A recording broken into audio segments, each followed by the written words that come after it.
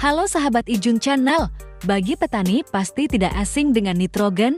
Nah kali ini saya akan membahas apa sih manfaat dari nitrogen untuk tanaman. Simak videonya sampai selesai ya. Nitrogen diserap tanaman dalam bentuk NO3- nitrat atau NH4+ amonium atau keduanya.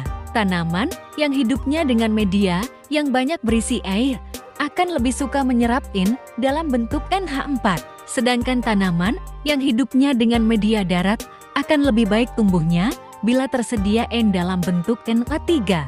Sebaiknya N amonium tidak lebih dari 30% dari N total yang diberikan untuk tanaman. Fungsi NH4 terhadap pertumbuhan tanaman akan menyebabkan tanaman tumbuh pesat, sel-sel membesar, dan melebar tipis, lemas, cepat layu, dan rentan terhadap serangan penyakit. Fungsi NO3 terhadap pertumbuhan tanaman adalah bisa memperpanjang fase life atau daya simpan bunga buah, toleran terhadap kekurangan air, membuat butir hijau daun lebih bagus, mengurangi keguguran bunga, dan bunga terbentuk lebih sempurna.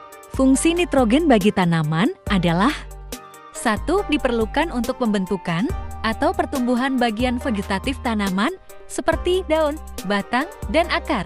2. Berperan penting dalam hal pembentukan hijau daun yang berguna sekali dalam proses fotosintesis. 3. Membentuk protein, lemak, dan berbagai persenyawaan organik. 4. Meningkatkan mutu tanaman penghasil daun-daunan. 5. Meningkatkan perkembangbiakan mikroorganisme di dalam tanah. Adapun sumber nitrogen adalah 1. Terjadi halilintar di udara, ternyata dapat menghasilkan zat nitrat yang kemudian dibawa air hujan meresap ke bumi. 2. Sisa-sisa tanaman dan bahan-bahan organis. 3. Mikroba atau bakteri-bakteri. 4. Pupuk buatan seperti urea, seed A, dan lain-lain. Gejala kekurangan nitrogen antara lain 1. Proses kecepatan pertumbuhan rata-rata lambat.